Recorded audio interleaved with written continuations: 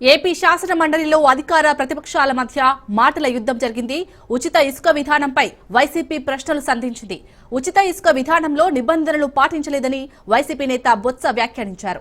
యంత్రాలతో ఇసుక తవ్వకాలు చేస్తున్నారని వాపోయారు. ఉచితంగా ఇసుక ఇస్తామని చెప్పిన కూటమి ధరలు తగ్గించలేదన్నారు. గత ప్రభుత్వ హయాంలో ఉన్న ధరలే ఉన్నాయన్నారు.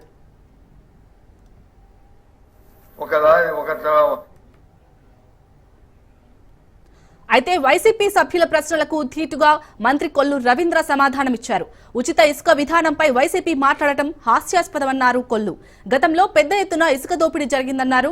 కూటమి పాలనలో ఉచిత ఇసుక విధానం తీసుకొచ్చామని, లోడింగ్, ట్రాన్స్పోర్ట్ ఛార్జీలను తీసుకుంటున్నామన్నారు. పారదర్శకంగా ఇసుక విధానం అమలు చేస్తున్నామని వెల్లడించారు కొల్లు. 2024లో ఈ ప్రభుత్వం వచ్చినప్పుడు జిల్లాల్లో ఇసుక 10 టన్నులు కానీ 20 టన్నులు కానీ లారీ ఇసుక ఎంతకు దొరికేది? శాండ్ జిల్లా హెడ్ క్వార్టర్స్లో కానీ డోర్ డెలివరీ కానీ ఎంతకు దొరికేది?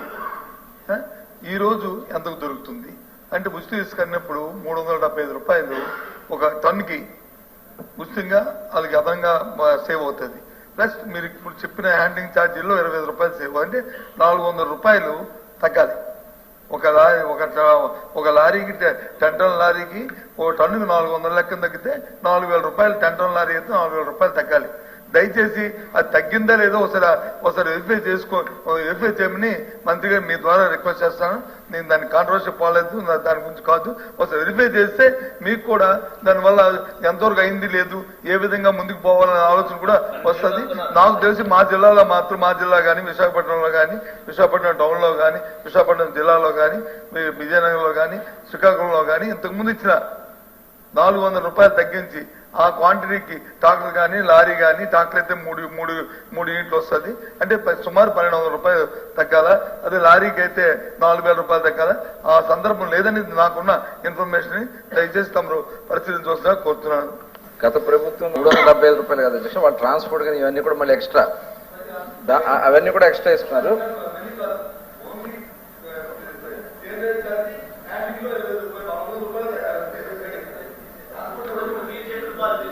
లేదండి, అప్పుడు ట్రాన్స్పోర్ట్ ఎక్స్ట్రా అండి. అది 375 రూపాయలు రీచెస్ దగ్గర కాస్ట్. ఇప్పుడు మేము ఆ రీచ్ దగ్గర జీరో అధ్యక్ష. రీచ్ దగ్గర ఒక పైసా చెల్లించాల్సినటువంటి అవసరం లేదు. జస్ట్ ఏదైతే హ్యాండ్లింగ్ ఎక్కడ లోడింగ్ ఛార్జెస్ ఉంటాయో ప్లస్ ట్రాన్స్పోర్ట్ ఛార్జెస్ కట్టుకుంటే వస్తుంది. ఇదే విశాఖపట్నంలో అధ్యక్ష 1,700 రూపాయలకి అమ్మారు అధ్యక్ష. ఇవాళ 600-700 రూపాయలకి విశాఖపట్నంలో అవైలబిలిటీ ఉంది అధ్యక్ష. కావాలంటే చూద్దాం. స్టాక్ పాయింట్స్ అంటే వాళ్ళు తెచ్చుకుని మళ్ళీ స్టాక్ లో పెడతారు కాబట్టి వాళ్ళకైనా లోడింగ్ ఛార్జెస్ డబుల్ అవుతుంది తప్ప మిగతాది డైరెక్ట్ మేము కూడా పంపిస్తున్నాం అధ్యక్ష. డైరెక్ట్ పంపిస్తే 600-700 రూపాయలకి వస్తుంది. విజయవాడ 300 రూపాయలు వస్తుంది అధ్యక్ష. గతంలో ఇక్కడ విజయవాడలో మేము 34,000 రూపాయలు కొనుక్కున్నాం అధ్యక్ష. ఇట్లా చాలా వ్యత్యాసం ఉంది. కాబట్టి మీరు ఎంక్వైరీ చేసుకుని వాళ్ళ ప్రజలు అయితే చాలా సంతోషంగా ఉన్నారు అధ్యక్ష.